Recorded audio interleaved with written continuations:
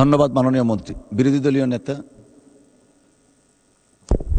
মাননীয় স্পিকার, আপনাকে ধন্যবাদ। আপনি এটা আপত্তির জন্য, তাই তো? আমি কি বলি একটু শুনতে দেন। জি প্লিজ। আপনাকে ধন্যবাদ আমাকে সুযোগ দেওয়ার জন্য। আগের বিলটায় যিনি কথা তুলেছিলেন তিনি জাস্ট একজন সংসদ সদস্য হিসেবে আমরা আমাদের দায়িত্ব পালনের সুবিধার্থে কি আমাদের অধিকার এবং কি দায়িত্ব এটাই পালন করতে গিয়ে কথা বলেছিলেন। আপনি যে কন্ডন করেছেন এটা তো আপনি আগে বলেন নাই আমাদেরকে। আপনি আমাদেরকে তাকিয়েছেন, এই তাকানোটা আমরা হয়তো সবাই খেয়ালও করিনি। বিলগুলা এখন কোনো ইমার্জেন্সি না, কিন্তু এটা প্রয়োজন জাতির জন্য। সেই বিল আসার আগে পদ্ধতি সব কিছু অনুসরণ করার সমস্যাটা কোথায়? আমাদেরকে আগে 133টা অধ্যাদেশের ব্যাপারে যখন বিল আকারে এসেছে তখন সময়ের কনস্ট্রেইন ছিল, এখন তো সেটি নেই। তাহলে এখন আমরা কেন পদ্ধতিটা মানছি না? আমরা মানলেই তো আমাদের জন্য সুবিধা হয়। যেহেতু আমরা আইনের ছাত্র নই, কাজেই বিল আগে কি ছিল আইনে, এখন কি আসতেছে, এই দুইটা টেবিল যদি পাশাপাশি আমাদেরকে সরবরাহ করা হয় আমরা বুঝতে পারি সহজভাবে। এখানে আছে কিন্তু যেভাবে আছে ওইভাবে ক্লিয়ার না। আমার অনুরোধ, বিধিতে যেভাবে আছে সেইটা ফলো করে যদি আগানো হয় তাহলে আমরা উপকৃত হব, জাতি উপকৃত হবে, একটা সুন্দর আইন আমাদের সম্মিলিত প্রয়াসে তৈরি করা সম্ভব হবে। ধন্যবাদ মাননীয় স্পিকার। মাননীয় বিরোধী দলীয় নেতা, আপনাকে ধন্যবাদ। মাননীয় স্বরাষ্ট্রমন্ত্রী। আপনাকে ধন্যবাদ। প্রথা হচ্ছে আইনটা যখন অবিলম্বে বিবেচনার্থে গৃহীত হওয়ার জন্য প্রস্তাব করবেন তখন যে কোনো সদস্য এটা জিজ্ঞেস করতে পারে যে আমি 3 দিন আগে বিল পাইনি, 7 দিন আগে নোটিশ পাইনি। কিন্তু উত্থাপনের বিষয়টা এরকম যে আজকে তো এটা পাস হচ্ছে না, উত্থাপিত হচ্ছে, প্রপার্টি অফ দি হাউস হবে। ওনাদের কাছে যে বিলের কপিটা দেয়া হয়েছে সেই বিলের কপির সাথে কম্পারেটিভ স্টেটমেন্টটা চাইতেই পারেন, খুবই বৈধ। কিন্তু কম্পারেটিভ স্টেটমেন্ট আমরা এখনই দেই নাই, এটা রেডি আছে। এই জন্যই দেই নাই যে কমিটিতে যখন পরীক্ষা নিরীক্ষা করে ওখানে সুপারিশ করা হবে, কোনো ভুল ত্রুটি বা কোনো সাজেশন থানারা দিবেন, দেওয়ার পরে সেই কম্পারেটিভ স্টেটমেন্টটা আবার সংশোধন করতে হবে। তো সেই জন্য অবিলম্বে বিবেচনাতে গৃহীত হওয়ার আগে আমরা আবার বিল, কম্পারেটিভ স্টেটমেন্ট অ্যান্ড ওল্ড ল যেটা আছে এখন এক্সিস্টিং, তিনোটা আমরা একসাথেই ফার্নিশ করব। আর টাইম কন্ডনের বিষয়টা মাননীয় স্পিকার সবসময় আপনার চেয়ার থেকে যে আগে ঘোষণা করতে হবে এরকম দেখি নাই। যখন সরকার পক্ষ থেকে কোনো বিল নিয়ে আসা হয় তখন এটার এখতিয়ারটা রুলসেই আপনাকে দেয়া আছে যে আমরা নোটিশ দিলে আপনি তখন করবেন কি করবেন না। বেসরকারি সদস্যদের বিলের ক্ষেত্রে বলা আছে অবশ্যই 15 দিন আগে নোটিশটা দিতে হবে, সেটা বাধ্যবাধকতা এখানে নাই। ধন্যবাদ মাননীয় স্পিকার। ধন্যবাদ মাননীয় মন্ত্রী। মাননীয় মন্ত্রী বিলটা উত্থাপন করুন। সাইবার সুরক্ষা বিল, সাইবার সুরক্ষা সংশোধন বিল 2026। ধন্যবাদ মাননীয় স্পিকার। আমি ফকির মাহবুব আলম, টেলিযোগাযোগ ও তথ্য প্রযুক্তি মন্ত্রী, সাইবার সুরক্ষা আইন 2026 সংশোধন করে বাণিজ্য একটি বিল, সাইবার সুরক্ষা সংশোধন বিল 2026 মহান সংসদে উত্থাপন করলাম। ধন্যবাদ মাননীয় স্পিকার। ধন্যবাদ মাননীয় মন্ত্রী। সাইবার সুরক্ষা সংশোধন বিল 2026 মহান সংসদে উত্থাপিত হলো। আমি এখন মাননীয় ডাক, টেলিযোগাযোগ ও তথ্য প্রযুক্তি মন্ত্রী জনাব ফকির মাহবুব আনামকে সাইবার সুরক্ষা সংশোধন বিল 2026 পরীক্ষাপূর্বক সংসদে রিপোর্ট প্রদানের জন্য আইন, বিচার ও সংসদ বিষয়ক মন্ত্রণালয় সম্পর্কিত স্থায়ী কমিটিতে প্রেরণের প্রস্তাব উত্থাপনের আহ্বান জানাচ্ছি। ধন্যবাদ। মাননীয় স্পিকার, আপনাকে ধন্যবাদ। আমি ফকির মাহবুব আনাম, ডাক, টেলিযোগাযোগ ও তথ্য প্রযুক্তি মন্ত্রী প্রস্তাব করছি যে এই মহান সংসদে উত্থাপিত সাইবার সুরক্ষা সংশোধন বিল 2026 পরীক্ষামূলক 3 বৈঠক দিবসের মধ্যে সংসদের রিপোর্ট প্রদানের জন্য আইন, বিচার ও সংশোধন বিষয়ক মন্ত্রণালয় সম্পর্কিত স্থায়ী কমিটিতে প্রেরণ করা হোক। মাননীয় স্পিকার, আপনাকে ধন্যবাদ। আপনাকেও ধন্যবাদ মাননীয় মন্ত্রী। সংসদের সামনে প্রশ্ন হচ্ছে সাইবার সুরক্ষা সংশোধন বিল 2026 পরীক্ষাপূর্বক 3 বৈঠক দিবসের মধ্যে সংসদে রিপোর্ট প্রদানের জন্য আইন, বিচার ও সংসদ বিষয়ক মন্ত্রণালয় সম্পর্কিত স্থায়ী কমিটিতে প্রেরণ করা হোক। যারা এ প্রস্তাবের পক্ষে আছেন তারা হাঁ বলুন। যারা এ প্রস্তাবের বিপক্ষে আছেন তারা না বলুন। আমার মনে হয় হাঁ জয়যুক্ত হয়েছে, হাঁ জয়যুক্ত হয়েছে, হাঁ জয়যুক্ত হয়েছে। অতএব বিলটি আইন, বিচার ও সংসদ বিষয়ক মন্ত্রণালয় সম্পর্কিত স্থায়ী কমিটিতে প্রেরিত হল। মাননীয় সদস্যবর্গ, সংসদের বৈঠক আগামীকাল 28শে জুন 2026 তারিখ 14ই আষাঢ় 1433 রোজ রবিবার সকাল 10টা 30 পর্যন্ত অর্থাৎ 10:30 ঘটিকা পর্যন্ত মুলতবি করা হলো। আপনাদের সহযোগিতার জন্য আন্তরিকভাবে ধন্যবাদ। আল্লাহ হাফেজ। বাংলাদেশ জিন্দাবাদ। আসসালামু আলাইকুম।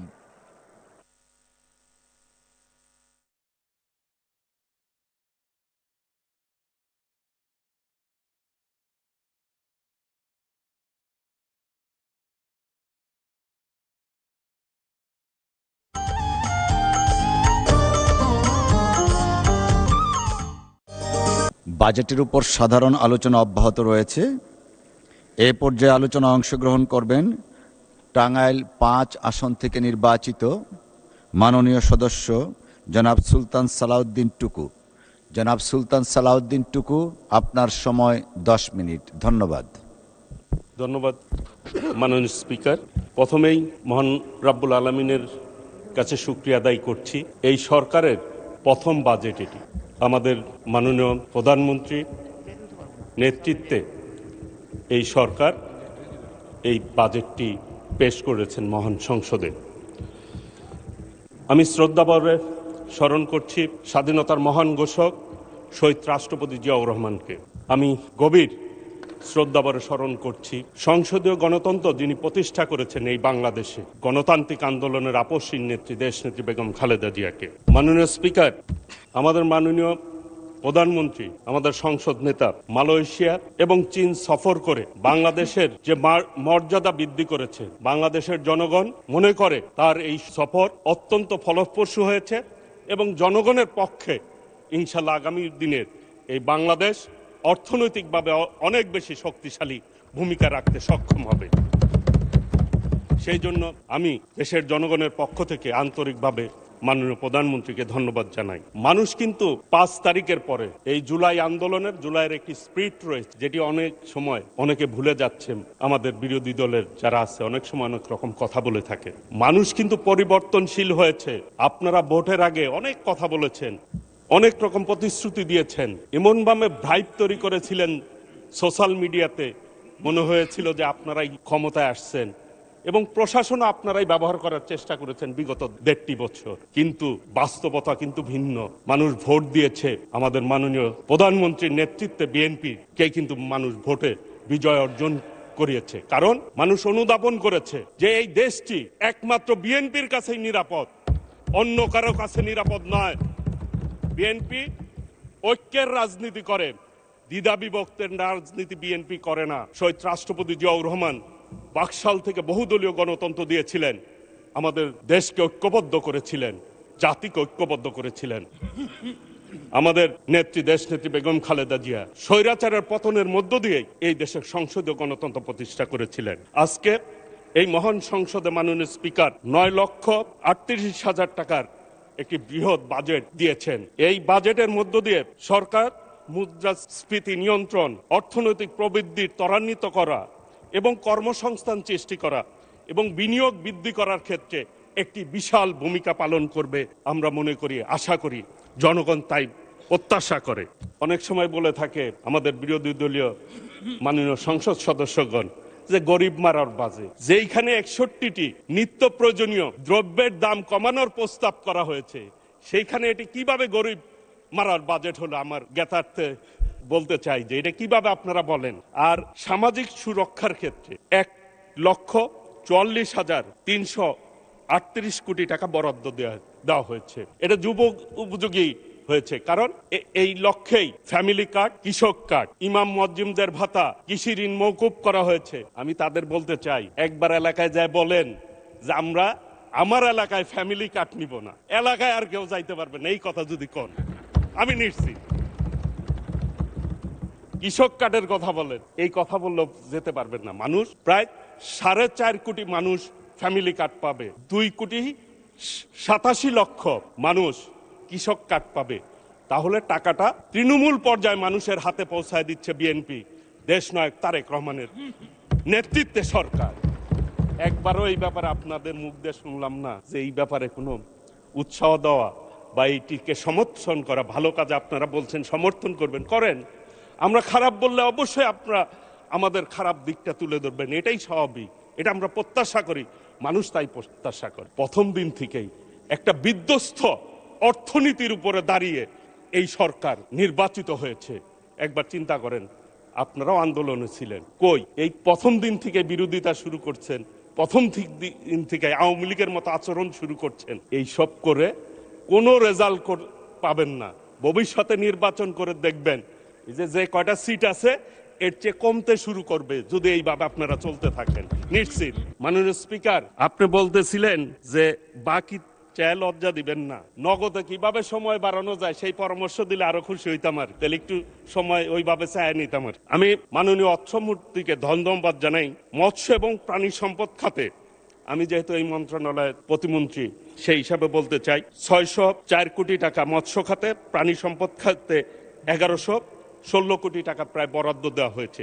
এর মধ্য দিয়ে মৎস্য খাত এবং প্রাণী সম্পদ খাত উন্নতির দিকে যাবে, এটি আমার বিশ্বাস। কারণ বর্তমানে গত একটি ঈদ পার করলাম, আমরা যে স্পিরিটটাকে বুকে ধারণ করি যে বাংলাদেশ ফার্স্ট, আমরা গত কুরবানির ঈদে আল্লাহ রহমতে মানুষ কিন্তু ভালোভাবেই কুরবানি করেছে। দেশনায়ক তারেক রহমানের নেতৃত্বে, মাননীয় প্রধানমন্ত্রীর নেতৃত্বে ঐক্যবদ্ধভাবে সবাই সুন্দরভাবে কাজ করার মধ্য দিয়ে গত ঈদ কিন্তু ভালোভাবে কুরবানির ঈদে কিন্তু গরুর সমস্যা হয় নাই, পশুর সমস্যা হয় নাই। পার্শ্ববর্তী দেশের একটিও গরু পশু কিন্তু যাতে না ঢুকে সেই জন্য আমরা ব্যবস্থা গ্রহণ করেছি, সেই অনুযায়ী ব্যবস্থা নিয়েছি। খামারিরাও খুশি।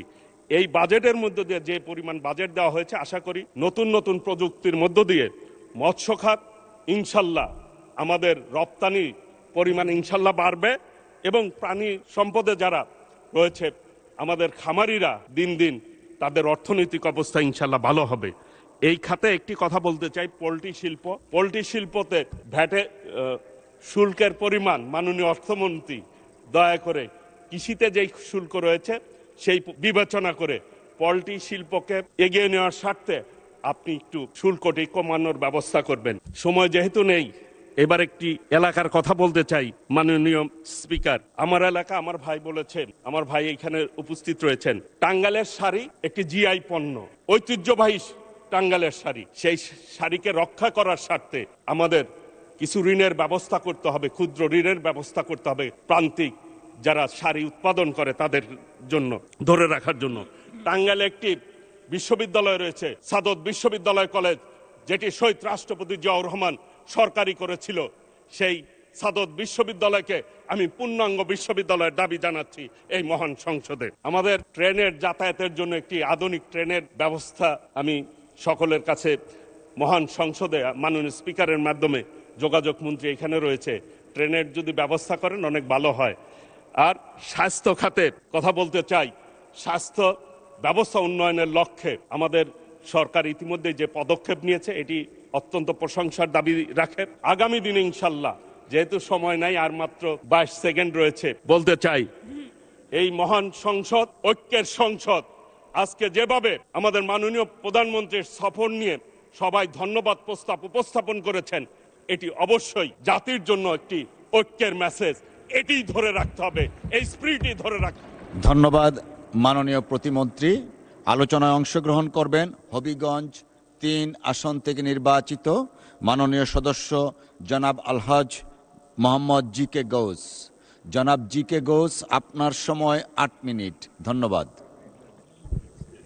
বিসমিল্লাহির রহমানির রহিম। মাননীয় স্পিকার, আপনাকে ধন্যবাদ জানাচ্ছি আমার জীবনের প্রথম মহান জাতীয় সংসদে বাজেটের উপর আলোচনার সুযোগ করে দেওয়ার জন্য। আমি শুরুতেই এই 2026-27 অর্থ বছরের আমার বক্তব্যের প্রাক্কালে আমি স্মরণ করছি স্বাধীনতার ঘোষক, বহুদলীয় গণতন্ত্রের প্রবর্তক, বিএনপির প্রতিষ্ঠাতা চেয়ারম্যান, রণাঙ্গনের বীর মুক্তিযোদ্ধা শহীদ রাষ্ট্রপতি জিয়াউর রহমানকে আমি শ্রদ্ধার সাথে স্মরণ করছি, যার নেতৃত্বে দীর্ঘ ৪২টি বছর বিএনপি রাজনীতিতে বেড়ে উঠেছি। বাংলাদেশের জনগণের ভোট দ্বারা নির্বাচিত 3 বারের সফল সাবেক প্রধানমন্ত্রী, সদ্য প্রয়াত মরহুমা দেশনেত্রী বেগম খালেদা জিয়াকে আমি শ্রদ্ধা জানাচ্ছি। আমার অভিভাবক, বাংলাদেশ জাতীয়তাবাদী দলের চেয়ারম্যান, গণপ্রজাতন্ত্রী বাংলাদেশ সরকারের মাননীয় প্রধানমন্ত্রী শ্রদ্ধা জনাব তারেক রহমান সাহেবকে। আজকে বাজেট আলোচনা, আমাদের মাননীয় অর্থমন্ত্রীকে ধন্যবাদ জানাই যে 17 বছরের অনিয়ম, দুর্নীতি, লুটতরাজ, দেশের সম্পদ বিদেশে পাচার সহ অব্যবস্থাপনার ফলে ভেঙে পড়া এক অর্থনীতি পুনরুদ্ধারে সুকঠিন লক্ষ্য নিয়ে তিনি প্রিয় নেতা, প্রিয় অভিভাবক জনাব তারেক রহমান সাহেবের নেতৃত্বে জাতীয়তাবাদী দলের সরকারের প্রথম বাজেট এই মহান সংসদে উপস্থাপন করেছেন। মাননীয় স্পিকার, আপনি জানেন ত্রয়োদশ জাতীয় সংসদ নির্বাচনে আমাদের নেতা জনাব তারেক রহমান সাহেব জাতীয়তাবাদী দলের চেয়ারম্যান হিসাবে করব কাজ, গর্ব দেশ, এই প্রতিপাদ্যকে সামনে রেখে সবার আগে বাংলাদেশ শিরোনামে আমাদের নির্বাচনী ইস্তেহার ঘোষণা করেছিলেন। নির্বাচনী ইস্তেহারে প্রান্তিক নিম্ন আয়ের পরিবারকে সুরক্ষা দেওয়ার জন্য ফ্যামিলি কার্ড, কৃষকদের উৎপাদিত পণ্য ন্যায্য মূল্য এবং সরকারি সুবিধা প্রাপ্তি নিশ্চিত করার লক্ষ্যে কৃষক কার্ড প্রবর্তন, দুর্নীতিমুক্ত মানবিক স্বাস্থ্য ব্যবস্থা গড়ে তোলার জন্য 1 লক্ষ স্বাস্থ্যকর্মী নিয়োগ, শিক্ষা প্রতিষ্ঠানে মিড ডে মিল চালু, পরিবেশ রক্ষা ও জলবায়ু সহনশীলতা জোরদারকরণে 20,000 কিলোমিটার খাল খনন ও 25 কোটি বৃক্ষরোপণ সহ 60টি নির্বাচনী প্রতিশ্রুতি প্রদান করেছেন। আমরা দেখেছি এই আমাদের শিক্ষা খাতে 2025-26 অর্থ বছরে 87,206 কোটি টাকার বরাদ্দ ছিল। সেইখানে শিক্ষার মান উন্নয়নে 1,36,606 কোটি টাকার এই এবার বাজেটে প্রস্তাব রাখা হয়েছে। স্বাস্থ্য খাতে 35,487 কোটি টাকার স্থলে 69,409 কোটি টাকার সেখানে ব্যবস্থা রাখা হয়েছে। আমাদের সামাজিক নিরাপত্তার জন্য 1,26,000 কোটি টাকা থেকে বেরিয়ে 1,44,000 কোটি টাকার ব্যবস্থা করা হয়েছে। আমাদের যোগাযোগ ব্যবস্থা 48,292 কোটি টাকা থেকে 60,000 কোটি টাকায় উন্নীত করা হয়েছে। দুর্যোগ ব্যবস্থাপনা 9,000 কোটি টাকা থেকে 10,350 কোটি টাকা, 4,940 কোটি টাকা, নারী ও শিশু উন্নয়নের ক্ষেত্রে 5,196 কোটি টাকা উন্নীত করা হয়েছে। শুধু তাই নয়, বয়স্ক ভাতার সংখ্যা বাড়িয়ে 1 লক্ষ বাড়িয়ে 62 লক্ষ করা হয়েছে। বিধবা স্বামী পরিত্যক্তার সংখ্যা 1 লক্ষ বাড়িয়ে 30 লক্ষ করা হয়েছে। প্রতিবন্ধী ভুক্তভোগীর সংখ্যা 34 লক্ষ হতে বাড়িয়ে 38 লক্ষ করা হয়েছে। ভাতাভোগী প্রতিবন্ধী শিক্ষার্থী 81,000 থেকে বাড়িয়ে 1 লক্ষ করা হয়েছে। মা ও শিশু সহায়তা 1 লক্ষ থেকে 1,24,000 বৃদ্ধি করা হয়েছে। এমনি ভাবে অসংখ্য মানব কল্যাণে, মানুষের কল্যাণে এই বিষয়গুলি উঠে এসেছে। শুধু তাই নয়, কৃষকদের জন্য 2026-27 অর্থ বছরে 100 উপজেলায় 42.5 লক্ষ কৃষকদের কৃষক কার্ড দেওয়া হবে। 10 ধরনের বহুমুখী সুবিধা পাবে। সেই জন্য 1,62,50 লক্ষ টাকা বরাদ্দ রাখা হয়েছে। ফ্যামিলি কার্ড 2026-27 অর্থ বছরে উপকারভোগীর সংখ্যা 41 লক্ষ করা নির্ধারণ করা হয়েছে। তার জন্য 14,500 কোটি টাকা বরাদ্দ রাখা হয়েছে। নতুন করি একটি নতুন আইডিয়া, আমাদের খেলাধুলাকে সমৃদ্ধ করার জন্য 1,68,662 জন খেলোয়াড় ইতিমধ্যে নিবন্ধিত হয়েছে। 2026-27 অর্থ বছরে 200 কোটি টাকা বরাদ্দ রাখা হয়েছে। আমাদের ইমাম, মুয়াজ্জিন এবং ধর্মীয় প্রতিষ্ঠানে যারা আমাদের মন্দিরের পুরোহিত সহ যারা আছেন, ওনাদেরকে পর্যায়ক্রমে তাদের জন্য 1,081 কোটি টাকার বরাদ্দ রাখা হয়েছে।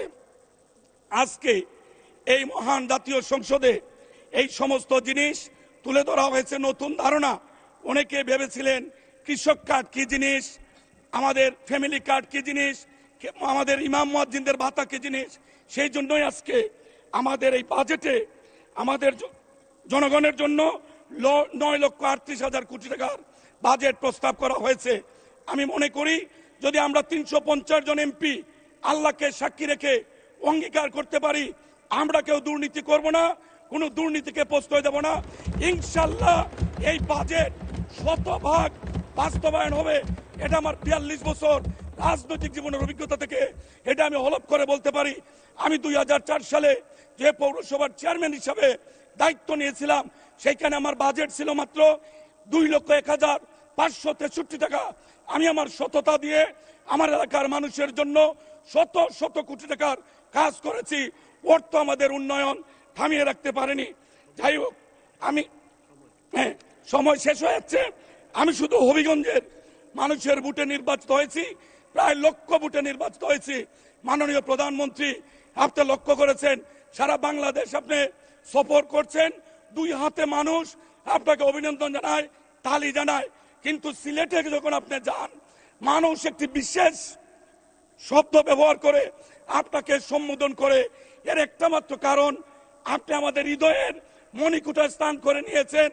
আপনি বলেছেন আপনি হাফ সিলেটি। আমরা বিশ্বাস করি সিলেটের উন্নয়নে আমাদের কোনো অভিভাবক নেই, আপনি আমাদের একমাত্র ভরসা। আমাদের স্ট্যান্ডিং কমিটিতে কোনো নেতা নেই, বিএনপির কোনো সিনিয়র নেতা নেই, 4 জেলা 1 মহানগরে আমাদের কোনো অভিভাবক নেই। সেই জন্য এই সিলেটের সমস্ত উন্নয়নের দায়িত্ব মাননীয় প্রধানমন্ত্রী আপনি নেবেন। সিলেটের 100 কোটি মানুষ সেইটা প্রত্যাশা করে আমি আমার হবিগঞ্জের শহরে 14 কিলোমিটারের একটি রাস্তা মাননীয় সাবেক প্রধানমন্ত্রী মাতৃতুল্য খালেদা জিয়া হবিগঞ্জে যখন গিয়েছিলেন হাজার হাজার মানুষের সামনে উনি বলেছিলেন বিএনপি যদি ক্ষমতায় যায় এই রাস্তাটি উনি 4 লেন করে দিবেন। আমাদের শহরে প্রতিদিন 20 থেকে 25,000 শিক্ষার্থী রাস্তা দিয়ে ঢুকে দুর্ঘটনা হয়। আমি প্রধানমন্ত্রীকে অনুরোধ করব, মাননীয় প্রধানমন্ত্রী, আজকে আপনি আমাদের প্রয়াত মাননীয় প্রধানমন্ত্রী দেশনেত্রী বেগম খালেদা জিয়ার এই অঙ্গীকারটি আপনি পূরণ করবেন। হবিগঞ্জের মেডিকেল কলেজ, কৃষি বিশ্ববিদ্যালয় সহ বিভিন্ন সমস্যা আছে, এই বিষয়ে আপনি খেয়াল রাখবেন, সেই আশাবাদ ব্যক্ত করে সবার উত্তরোত্তর সমৃদ্ধি সাফল্য কামনা করে আমি আমার বক্তব্য শেষ করছি। ধন্যবাদ মাননীয় সদস্য। আলোচনায় অংশগ্রহণ করবেন বগুড়া 2 আসন থেকে নির্বাচিত মাননীয় সদস্য জনাব মীর শাহে আলম। মীর শাহে আলম, আপনার সময় 10 মিনিট। ধন্যবাদ। মাননীয় স্পিকার, আসসালামু আলাইকুম। বক্তব্যের শুরুতে মহান স্বাধীনতার ঘোষক শহীদ রাষ্ট্রপতি জিয়াউর রহমান, 3 বারের সফল প্রধানমন্ত্রী দেশনেত্রী মরহুম বেগম খালেদা জিয়া, মুক্তিযুদ্ধের মহান শহীদদের প্রতি, জুলাই আগস্টের শহীদ এবং বিগত আন্দোলনে স্বৈরাচার বিরোধী আন্দোলনে যারা শহীদ গুম খুন হয়েছেন তাদের প্রতি শ্রদ্ধা জানিয়ে সংসদ নেতা মাননীয় প্রধানমন্ত্রী জনাব তারেক রহমান, অর্থমন্ত্রী আমির খসরু মাহমুদ চৌধুরীর প্রতি কৃতজ্ঞতা জানিয়ে বিশেষ করে আমার নির্বাচনী এলাকা বগুড়া 2 শিখগঞ্জ মোগামতলা জনগণের প্রতি কৃতজ্ঞতা জানাই। তারা বিপুল ভোটে নির্বাচিত করে আমাকে এই মহান সংসদে পাঠিয়েছেন। মাননীয় স্পিকার, বিএনপি সরকারের এটি 17তম বাজেট এই সংসদে উপস্থাপন করেছেন আমাদের অর্থমন্ত্রী। এর আগে শহীদ রাষ্ট্রপতি জিয়াউর রহমানের সময় 5টি বাজেট এবং সফল সাবেক প্রধানমন্ত্রী বেগম খালেদা জিয়ার সময় 11টি বাজেট এর আগে এই সংসদে পেশ হয়েছে এবং সফলতার সহিত বিএনপি সরকার সে সমস্ত বাজেট বাংলাদেশে বাস্তবায়ন করেছে। মাননীয় স্পিকার, এটি এই সরকারের মাননীয় প্রধানমন্ত্রী তারেক রহমানের সময় প্রথম বাজেট। মাননীয় স্পিকার, বাজেটের সময়কাল নিয়ে আমি একটু কথা বলতে চাই। 1 জুন থেকে 30 জুন অর্থবছর এখন হয়ে থাকে। 1947 থেকে 1959 সাল পর্যন্ত এই বাজেটের মেয়াদ ছিল 1 এপ্রিল থেকে 31 মার্চ। তৎকালীন 1960 সালে আইয়ুব খানের সরকার এই সময় পরিবর্তন করে 1 জুলাই থেকে 30 জুন করেছে। এই সময়কাল থাকলে বর্ষাকালে বাজেট বাস্তবায়ন করা দ্রুহ হয়। এই কারণে অনেক মন্ত্রণালয় সঠিক সময়ে তাদের অর্থ ব্যয় করতে পারে না। এই কারণে অনুরোধ করব, হয় 1947 থেকে 59 সালের ওই ফর্মুলাতে যাওয়া, অথবা বাজেটের অর্থ বছরটি 1 জানুয়ারি থেকে ডিসেম্বর পর্যন্ত করা যায় কিনা এটা বিবেচনা করা দেখা যেতে পারে। মাননীয় স্পিকার, এই বাজেট নিয়ে অনেকে অনেক রকম কথা বলে, গণ বাজেট, জনগণের বাজেট। আমি বলবো এটা হচ্ছে মানুষের জীবনের জন্য একটি বাজেট। যেই বাজেটই অর্থমন্ত্রী মানুষের নিত্য প্রয়োজনে এমন কিছু দ্রব্যমূল্যের দাম এমন জায়গায় নিয়ে এসছে যে বাজেট ঘোষণার পরের দিনে কোনো দ্রব্যমূল্যের দাম বাড়েনি। যেমন ধান, চাল, গম, আলু, গবাদি পশু, হাঁস, মুরগি, মাছ, চিংড়ি, মাংস, পেঁয়াজ, রসুন, মটর, ছোলা, মসুর, আদা, হলুদ, শুকনা মরিচ, ডাল, ভুট্টা, আটা, ময়দা, লবণ, ভোজ্য তেল, চিনি, সরিষা, তিল, গোলমরিচ, এলাচ, দারুচিনি, লবঙ্গ, তেজপাতা, ডিম, শাক সবজি, লেবু, কাঁচামরিচ, তরল দুধ, মাশরুম, মধু, গুড়, চিটাগুড় সহ প্রায় অনেকগুলো পণ্য যেখানে কর ছিল 5 থেকে 7%, সেখানে রিয়াত করে নিয়ে আসা হয়েছে 0.5%। মাননীয় স্পিকার, শুধু জীবন রক্ষার এই বাজেটটি মানুষ খাওয়ার পর বাঁচলো, তারপর চিকিৎসার প্রয়োজন। স্বাস্থ্য খাতে আপনি খেয়াল করবেন, হার্টের রিং থেকে শুরু করে, ডায়ালিসিস থেকে শুরু করে, ঔষধ শিল্প উৎপাদনের কাঁচামাল, 17টি কাঁচামালের উপর শুল্ক রিয়াত করে মানুষের ওষুধের মূল্য কমিয়ে দিয়ে মানুষের চিকিৎসার সুব্যবস্থা করা হয়েছে। মাননীয় স্পিকার, এই বাজেটে ব্যাপক কর্মসংস্থানের তৈরি করা হয়েছে। আজকে বিরোধী দলের পক্ষ থেকে বলা হচ্ছে অনেক বড় বাজেট, এটা বাস্তবায়ন করবেন কিভাবে, কোন খাত থেকে করবেন? মাননীয় স্পিকার, মাননীয় সংসদ নেতা এই সংসদে একদিন প্রশ্নোত্তর পর্বে বলেছে গত 15 বছরে আনুমানিক 230 বিলিয়ন মার্কিন ডলার, প্রায় 28 লাখ কোটি টাকা এই দেশ থেকে পাচার হয়েছে। এটা কোন খাতের ছিল মাননীয় স্পিকার? এই খাতটি যদি বিএনপি বন্ধ করতে পারে অথবা বন্ধের উদ্যোগ নিয়েছে, তার উদাহরণ হচ্ছে মাননীয় প্রধানমন্ত্রী কার্যালয়ের খাবার 950 থেকে 150 টাকায় এসেছে। এইভাবে যদি আমরা এই দুর্নীতি বন্ধ করে এই পাচার যদি রোধ করতে পারি, এই খাত থেকেই এই বড় বাজেট বাস্তবায়ন করা বিএনপি সরকারের জন্য কোনো বিষয় নয়। মাননীয় স্পিকার, আমি এখানে আরেকটি কথা বলতে চাই। বিএনপি নির্বাচনী প্রতিশ্রুতির মধ্যে অনেকগুলো গুরুত্বপূর্ণ বিষয় ছিল। ইমাম মসজিদদের বেতন, বৃক্ষরোপণ, খাল খনন, কর্মসংস্থান, শিক্ষা, স্বাস্থ্য। এর মধ্যে গুরুত্বপূর্ণ দুটি বিষয় এই বাজেটে উল্লেখ করা হয়েছে। কৃষক কার্ড, প্রায় 43 লক্ষ কৃষকের জন্য 1062 কোটি টাকা বরাদ্দ রাখা হয়েছে এই বাজেটে। মাননীয় স্পিকার, ফ্যামিলি কার্ডের নারী প্রধানদের জন্য 41 লক্ষ পরিবারের জন্য 12,373 কোটি টাকা বরাদ্দ রাখা হয়েছে। মাননীয় স্পিকার, আমার মন্ত্রণালয়ের বিষয়ে দু একটি কথা বলবো। স্থানীয় সরকার মন্ত্রণালয়ের মাননীয় মন্ত্রী এখানে উপস্থিত আছেন। আমাদের বরাদ্দ রয়েছে 40,245 কোটি টাকা এবং গতবারের চাইতে 4,000 কোটি টাকা কম রাখা হয়েছে। এই বাজেটে 5টি স্থানীয় সরকার নির্বাচনও বরাদ্দ রাখা হয়েছে। মাননীয় স্পিকার, যেটি বিএনপি ঘোষণা দিয়েছে 1 বছরের মধ্যে স্থানীয় সরকার নির্বাচনগুলো সম্পন্ন করতে চায়, সেই বরাদ্দ এর মধ্যে রাখা হয়েছে। মাননীয় স্পিকার, আমাদের স্থানীয় সরকার মন্ত্রণালয়ে যে বাজেটটি রয়েছে, এই বাজেটের মধ্যে থেকে আমরা আগামী অর্থ বছরে 5,000 কিলোমিটার নতুন পাকা রাস্তা, 9,000 কিলোমিটার রাস্তা মেরামত, 23,000 মিটার ব্রিজ কালভার্ট নির্মাণ, 35টি নতুন উপজেলা পরিষদ ভবন নির্মাণ, 55টি সাইক্লোন সেন্টার উন্নয়ন, 110টি হাট বাজারের উন্নয়ন, শহর অঞ্চলে 1000 কিলোমিটার রাস্তা ফুটপাথ নির্মাণ, শহর অঞ্চলে 392 কিলোমিটার ড্রেন নির্মাণ, সারা দেশে 1,20,000টি নলকূপ স্থাপন, পৌর এলাকায় 260 কিলোমিটার পাইপলাইন স্থাপন, পল্লী পৌর এলাকায় 80,000 স্যানিটারি ল্যাট্রিন নির্মাণ, 250টি পাবলিক টয়লেট স্থাপন এবং 5টি স্থানীয় সরকার প্রতিষ্ঠানের জন্য উন্নয়ন সহায়তা রাখা হয়েছে 3,255 কোটি টাকা। মাননীয় স্পিকার, এই বাজেট বাস্তবায়ন নিয়ে বিএনপি সরকার মোটেও চিন্তিত নয়। বিগত এত বড় একটি গুরুত্বপূর্ণ নির্বাচন, যেই নির্বাচনে বিরোধী দলীয় বন্ধুরা মনে করেছিল যে তারাই ক্ষমতায় যাবে এবং যেভাবে হোক জয়লাভ করবে, এত বড় একটি নির্বাচন সংসদ নেতা তারেক রহমানের নেতৃত্বে সংখ্যাগরিষ্ঠতা নিয়ে যারা সরকার গঠন করতে পারে তাদের জন্য 9,38,000 কোটি টাকার বাজেট বাস্তবায়ন করা কোনো বিষয় নয়। মাননীয় স্পিকার, আমি ছোট্ট একটি কথার প্রেক্ষিতে কথা বলবো। বিরোধী দলের এনসিপির এমপি কুড়িগ্রাম থেকে নির্বাচিত আতিকুর রহমান মুজাহিদ একটি অসত্য তথ্য সংসদে তুলে ধরেছেন, তার জবাব দেওয়া প্রয়োজন বলে আমি মনে করি। সেটি হলো উনি বলেছেন একসময় বলা হতো সবার আগে গোপালগঞ্জ, এখন কি সবার আগে বগুড়া? মাননীয় স্পিকার, আমি তথ্য দিচ্ছি এই 3 মাসে সবচেয়ে বেশি বরাদ্দ বগুড়া যায়নি। তার আগে আমি এইটুকু বলতে চাই, বিগত 20 বছর শহীদ রাষ্ট্রপতি জিয়াউর রহমানের জন্মস্থান বগুড়া হবার কারণে, সংসদ নেতা জনাব তারেক রহমানের বাড়ি বগুড়া হবার কারণে বগুড়ার কোনো উন্নয়ন হয়নি। মাননীয় স্পিকার, 63টি জেলায় বিনা ভোটে স্বৈরাচার সরকারের মন্ত্রী ছিল, এমপি ছিল, তাদের ওখানে কম বেশি উন্নয়ন হোক আর দুর্নীতি হোক যেটা হোক হয়েছে, কিন্তু বগুড়ার কিন্তু কোনো উন্নয়ন হয়নি। মাননীয় স্পিকার, এখন মাননীয় প্রধানমন্ত্রী একসময় বগুড়ার খোঁজ রাখতেন, উনি এখন সারা দেশের প্রধানমন্ত্রী। এখন বগুড়ার বিষয়ে কথা বলতে হবে, আমি সহ আমরা বগুড়ার যে 7 এমপি রয়েছি তাদেরকেই কথা বলতে হবে।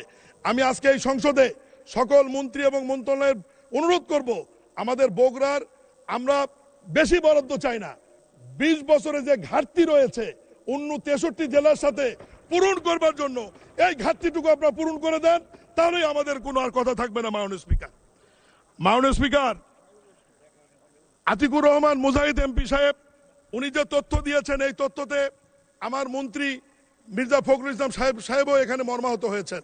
উনি যে তথ্য দিয়েছেন যে সবচেয়ে বেশি বরাদ্দ বগুড়া গিয়েছে, আমি ছোট্ট একটু তথ্য দিই। 18 ফেব্রুয়ারি থেকে আজ পর্যন্ত এলজিডি থেকে সর্বোচ্চ বরাদ্দ গিয়েছে কুমিল্লা জেলায় 390 কোটি টাকা। এরপরে সিরিয়ালে রয়েছে নরসিংদী 263 কোটি টাকা। এরপরে সিরিয়ালে রয়েছে জামাত অধ্যুষিত বাগেরহাট 225 কোটি টাকা। এরপরে 7 নম্বরে রয়েছে গোপালগঞ্জ 173 কোটি টাকা। 9 নম্বরে যে এমপি অভিযোগ করেছেন তার জেলা কুড়িগ্রাম রয়েছে 165 কোটি টাকা। বগুড়ার সিরিয়াল 16 নম্বরে 141 কোটি টাকা।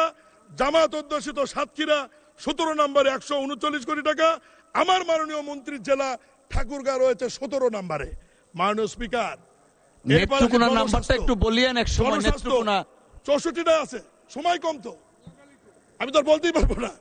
এরপরে জনস্বাস্থ্যতে সবার উপরে আছে কক্সবাজার, বগুড়া আছে 6-এ, মাননীয় মন্ত্রীটা আছে 17 নম্বরে। কুমিল্লা আপনার স্থানীয় সরকার উপজেলা পর্যায়ে কুমিল্লা আছে 1 নম্বরে 132 কোটি টাকা।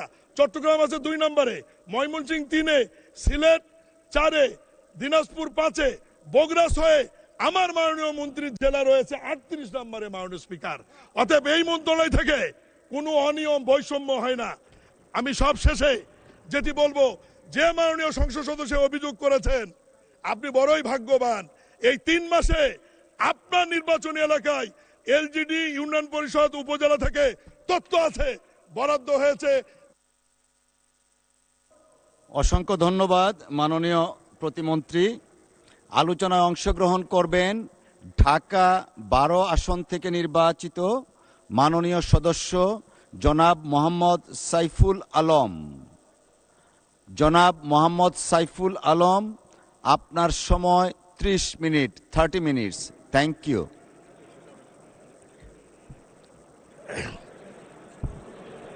আলহামদুলিল্লাহ রাব্বিল আলামিন, আসসালাতু ওয়াসসালামু আলা রাসূলিহিল কারীম ওয়া আলা আলিহি ওয়া সাহবিহি আজমাইন। মাননীয় স্পিকার, আপনাকে অনেক অনেক ধন্যবাদ। আমরা বাজেট নিয়ে আলোচনা করছিলাম, সরকারি দল বিরোধী দলের পক্ষ থেকে নরম গরম প্রচুর আলোচনা হচ্ছে, আমরা অনেক কিছু শিখছি। তো এখন আমাদের দেখা দরকার যে দেশের অর্থনৈতিক সেক্টরগুলো কি অবস্থা। দেশের অর্থনৈতিক সেক্টরের সবচেয়ে বড় সোপান হলো ব্যাংক। মাননীয় স্পিকার, সরকারি ব্যাংকের আপনার এনপিএল যেটা, সেটা হলো দাঁড়াচ্ছে হলো 45.85%, এটা মার্চের হিসাব।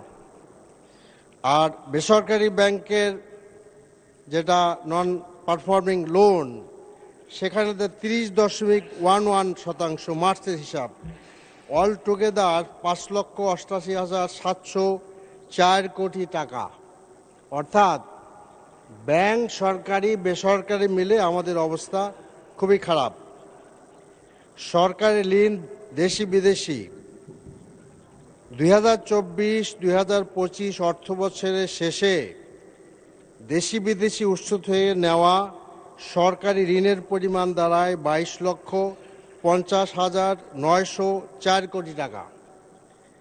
2025 সালের ডিসেম্বরে বাংলাদেশের মোট বৈদেশিক ঋণের স্থিতি দাঁড়িয়েছে 113.51 মিলিয়ন বা 11,351 কোটি মার্কিন ডলার। বাংলাদেশি টাকায় দাঁড়ায় 13,96,173 কোটি টাকা। আগামী অর্থ বছরে বিদেশি ঋণ যা পরিশোধ করতে হবে, অর্থনৈতিক সম্পর্ক বিভাগ অর্থাৎ ইআরডি কর্মকর্তাদের মতে 2026 এবং 27 অর্থ বছরে বাংলাদেশে বৈদেশিক ঋণের সুদ বাবদ পরিশোধ করতে হবে 190 কোটি ডলার বা 23.3 হাজার কোটি টাকা। এই সময় ঋণের আসল পরিশোধ করতে হবে 340 কোটি ডলার বা প্রায় 41,735 কোটি টাকা। মাননীয় স্পিকার, আমাদের এই সময় আমাদের দেশে অনেকগুলো সেক্টর কর্পোরেশন আছে, এগুলোর নাম আমি বলতে চাচ্ছি না। তো এগুলার মধ্যে অনেকগুলাই লোকসানি খাত। তো আমি মনে করি যে এগুলা রিভিউ করা উচিত। অনেকগুলো দরকারি খাতও আছে, তবে বছরের পর বছর এই ভর্তুকির ঘানি জাতি আর কতকাল টানবে এটা আমাদের সিদ্ধান্ত নেওয়ার সময় এসেছে। মাননীয় স্পিকার, আমাদের আয়ের জায়গায় আমরা আসি। আয়ের জায়গায় আমাদের 2026-27 সালে রাজস্ব আয়ের টার্গেট ধরা হয়েছে 6,95,000 কোটি টাকা।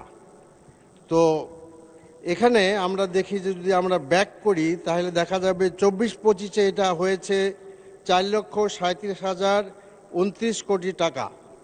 এখানে পরিষ্কার দেখা যাচ্ছে যে এই বাজেটে ঘাটতি বাজেট ধরা হয়েছে 2.5 লক্ষ কোটি টাকা। এনবিআর এর থেকে এটা পরিষ্কার বোঝা যাচ্ছে যে এনবিআর এর থেকে প্রায় 2.5 লক্ষ কোটি টাকা ঘাটতি হবে। তো সেক্ষেত্রে আসলে ইফেক্টিভ ঘাটতি দাঁড়ায় প্রায় 5 লক্ষ কোটি টাকা, which is about 50% of total budget. এটা কিন্তু খুব চিন্তার বিষয় আর কি। তো এরপরে আরেকটি কথা বলতে চাচ্ছি, সেটা হলো যে আমাদের অপারেটিং কস্ট বা পরিচালন ব্যয় বাংলাদেশে অনেক বড় ব্যয়। সেখানে 3,16,075 কোটি টাকা, যা মোট বাজেটের 33.70%, which is very very big. কাজে গভর্নমেন্ট শুড কনসিডার, দেখতে হবে যে আমরা এই পরিচালনের ব্যয়ের এত বিরাট বোঝা নিয়ে আমরা অগ্রসর হতে পারবো কি না।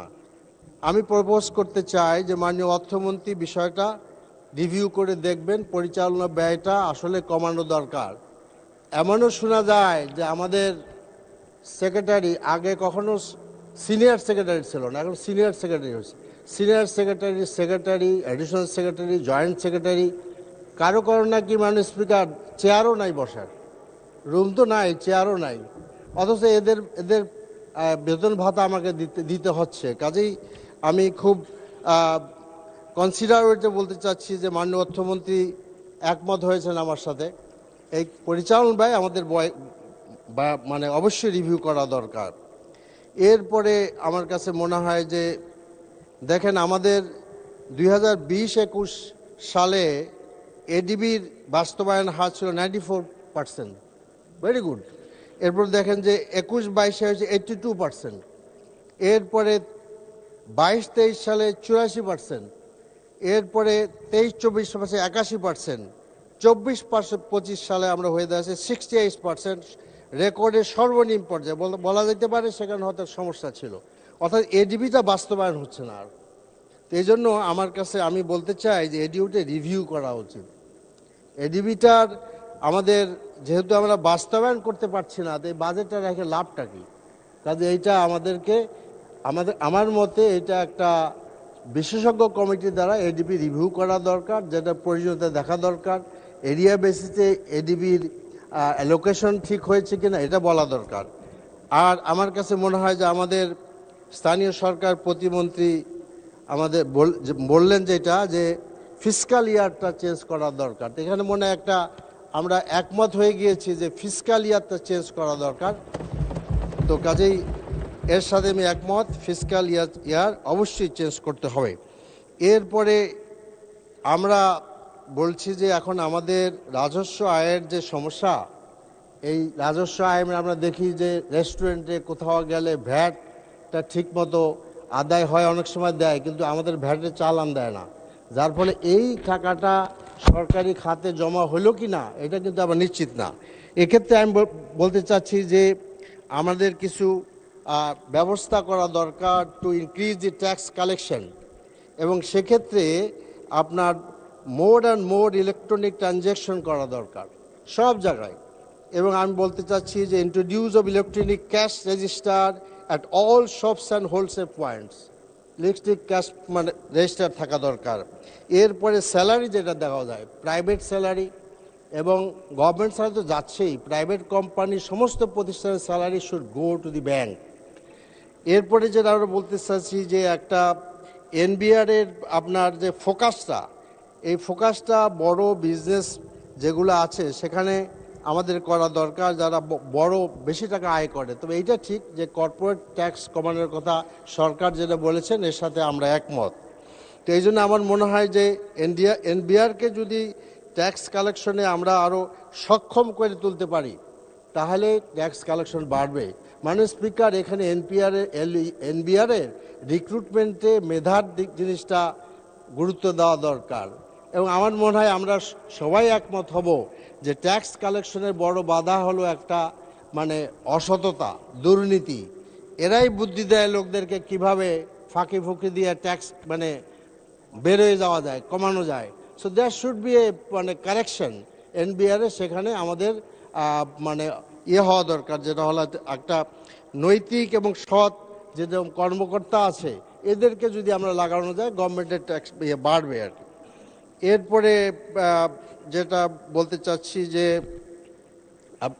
আপনার আমরা আসি যে এডিবি রিভিউর কথা আমি আগেই বলেছি। এরপর একটা কথা যে আমি আশা করি যে অর্থমন্ত্রী এটাকে আমার সাথে একমত হবেন। এখানে আমাদের মাননীয় এক সংসদ সদস্য মনসুরা সম্ভবত ঢাকা বিশ্ববিদ্যালয়ে ছিলেন, তিনি বলেছেন সাইকেল পার্টসের ট্যাক্স কমানো দরকার, কারণ আমাদের যেসব খাতে রপ্তানি হয়, সাইকেল রপ্তানি হয়, তো পার্টসের দাম যদি এখানে বাড়ায় দেওয়া হয় তো সাইকেল রপ্তানির ক্ষেত্রে বাধা সৃষ্টি হবে। তো সেই জিনিসটা আমাদের দেখা দরকার। আরেকটি গুরুত্বপূর্ণ জিনিস আমি বলতে চাচ্ছি, ট্যাক্স এক্সপেন্ডিচার। ট্যাক্স এক্সপেন্ডিচারের যে অ্যাক্ট বা রুল যেটা আছে এখানে কিছু সমস্যা হচ্ছে মাননীয় স্পিকার।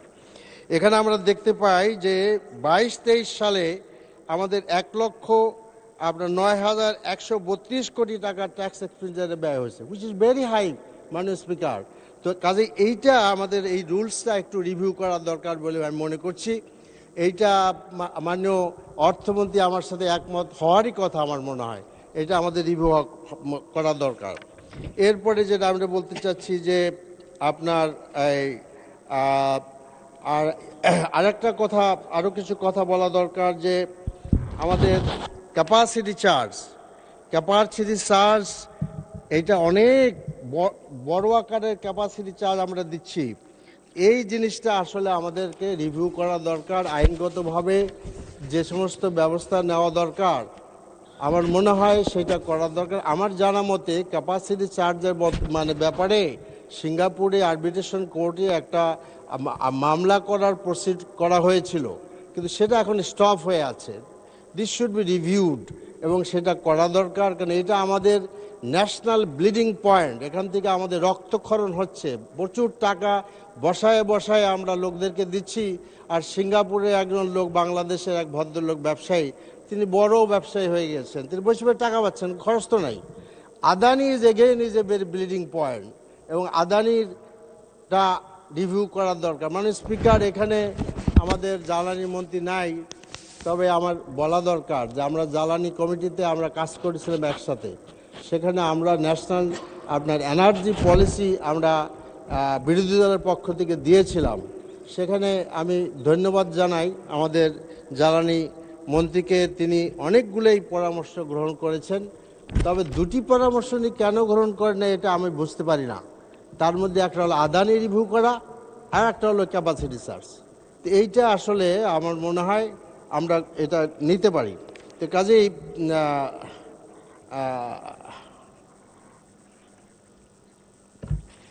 একই কথা, ট্যাক্স মিডিয়ার মানে একই কথা। তো আমার মনে হয় যে আরেকটা কথা আমার এটা রেকর্ড হওয়া দরকার, যে একটা কমিটি হইলো, সেই কমিটিতে আমরা খুব আন্তরিকতার সাথে বসছিলাম, আলোচনা করলাম। কমিটির রিপোর্ট মাননীয় স্পিকার যখন প্রণয়ন করা হয়, আমরা সুযোগ পাইনি ওখানে অংশগ্রহণ করার জন্য। ইনশাআল্লাহ ভবিষ্যতে পাবো আর কি। মাননীয় স্পিকার, তারপরে যেটা আমি বলতে চাচ্ছি যে যে দেশের আইন শৃঙ্খলা পরিস্থিতি, কারণ দেশের অর্থনৈতিক অবস্থা যদি ভালো করতে হয়, তাহলে আইন শৃঙ্খলা পরিস্থিতি যদি খারাপ হয়, তাহলে দেশের অর্থনৈতিক অবস্থা ভালো হওয়া কিছুতেই সম্ভব না। তো সেক্ষেত্রে আমি একটু আইন শৃঙ্খলা পরিস্থিতি আপনি যদি অ্যালাউ করেন আমাকে, আমি মানে বলতে চাচ্ছি যে তো আপনার আইন শৃঙ্খলা পরিস্থিতিটা কি অবস্থা?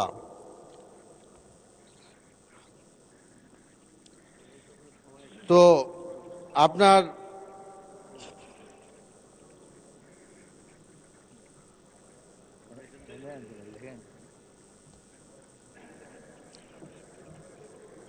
যাই হোক, তো আমার মনে হয় যে আমাদের মাননীয় আপনার গত পরশু যে লক্ষ্মীপুরের ঘটনা, এর থেকে বোঝা যাচ্ছে দেশের আইন শৃঙ্খলা পরিস্থিতি। এখানে খুন, আপনার ধর্ষণ, এগুলার পরিমাণ অনেক বেশি। 28শে অক্টোবর একটি বিরাট ব্যাপার, 2006 সালের স্বৈরাচারী সরকারের হাসিনার নেতৃত্বে পল্টনে জামাত শিবিরের কর্মীদেরকে নির্মমভাবে হত্যা করা হয়েছে। সেই মামলাটার সমস্ত নথিপত্রকে গায়েব করা হয়েছে এবং মামলাটা নাই। আমি আপনার মাধ্যমে স্বরাষ্ট্রমন্ত্রীকে বলতে চাই যে মেহেরবানি করে এই মামলাটা রিভাইভ করুন। এটা দেশের জন্য কলঙ্ক। বিদেশেও গেলে লোকেরা এটার ব্যাপারে আমাদের প্রশ্ন করে, এটা কোন দেশ যেখানে সাপের মতো লোকদেরকে হত্যা করা হয় এবং তাদের মরদেহের উপরে তারা নৃত্য করে। এরপরে আরেকটি কথা আমি বলতে চাচ্ছি যে ওয়াশিং মেশিন। মাননীয় স্পিকার, এই ওয়াশিং মেশিন খুব ইম্পর্টেন্ট হয়ে দাঁড়াইছে। এটা আমার দুটি কথা বলতেই হয় আর কি। তো আমাদের বাবু গয়েশ্বর রায় তো নাই, চলে গেছেন। না উনি মন্ত্রী না, মন্ত্রী হইতেও পারে, মাননীয় সংসদ সদস্য বাবু গয়েশ্বর রায়। তা আমাদের জন্য এটা আসলে বিষয়টা কেমন যে আমাদের একজন সিনিয়র আপনার সংসদ সদস্য, যার মানে ছেলের বউ আরেকজন মন্ত্রীর মেয়ে, এরকম একটা পরিবারের এখানে উনি বসা আছেন, তো ওনারা ওয়াশিং মেশিন চেনেন না। এটা তো আমাদের জন্য ঝামেলা আর কি। তো এটা কি করা যায়, আপনি একটা ফয়সালা করেন আর কি। আর একটা কথা বলতে চাচ্ছি যে আসলে এটা নিয়ে এত আলোচনা কেন হচ্ছে। এখানে আমাদের মাননীয় চিফ হুইপ সাহেব আছেন। আমাদের যখন হাউস কমিটিতে আলোচনা হয়, তখন এই সমস্ত বাসায় কি দেওয়া হবে আমাদের মাননীয় এমপি সাহেবদের, সেগুলো ওখানে ঠিক হয়েছে। এইটা বিরোধী দলের বারবার লজ্জা দেওয়া হচ্ছে। এখানে সরকারি দলের মানে যারা এমপি হোস্টেলে আছেন, যারা প্রোভাইড করলে তাদের বাসাও যাবে। আমাদের লজ্জা দেওয়ার কোনো মানে নাই। আশা করি বিষয়টা খেয়াল করবেন আপনি। এরপরে যেটা ব্যাংক রেজুলেশন অ্যাক্ট 2006 বাতিল করা উচিত বলে আমি মনে করি। কারণ আমাদের মাননীয় অর্থমন্ত্রী তিনি বলেছেন, আমি এবারে বক্তব্য দেখছিলাম আগে, তিনি বলেছেন জানলাটা খোলা রাখা হয়েছে। তো সেই জানলা দিয়ে যে আসলে এসালাম ঢুকে যাচ্ছে, এইটা তো আমরা বুঝতে পারিনি। মাননীয় স্পিকার, এখানে আরেকটা কথা, আমাদের মাননীয় স্বরাষ্ট্রমন্ত্রী অনেক গুণে গুণান্বিত। তিনি অবশ্য আগে বলেছেন যে এসালামের গাড়িতে চড়িয়া উনি সম্বর্ধনা নিয়েছেন, এটা ঠিক হয় নাই। কিন্তু এই যে চিটাগাঙে এসালামের দামি দামি গাড়িগুলা বিএনপির লোকেরা রক্ষা করতে যে বহিষ্কার হইল, সে কথা উনি বলেন নাই আর। মানে স্পিকার, উনি আবার বলেছেন, আমাদের মাননীয় স্বরাষ্ট্রমন্ত্রী বলেছেন যে একটা দল আল্লাহু আকবার ধ্বনি দিয়ে ব্যাংক দখল করলো আর কি। তো বুঝলাম যে ওনার আল্লাহু আকবার কথার মধ্যে ওনার বেশ আপত্তি। কিন্তু আরেকটি দলের যুব নেতা যে সশস্ত্র অস্ত্র নিয়ে ব্যাংক দখল করতে গিয়েছিলেন, তার সচিত্র আপনার প্রতিবেদন পত্রিকা ছাপা হয়েছিল সে ব্যাপারে তিনি বললেন না, তাহলে কি ধরে নেব যে আপনি আসলে আল্লাহু আকবার আপত্তি, অস্ত্রের ব্যাপারে কোনো আপত্তি নাই? এরপরে যেটা বলতে চাইছি, জুলাই সনদ। এই জাতি জুলাইয়ের আন্দোলনের মাধ্যমে এই সংসদ পেয়েছে, কিন্তু আনফর্চুনেটলি সেই গণরায়কে আমরা বাস্তবায়ন করি নাই।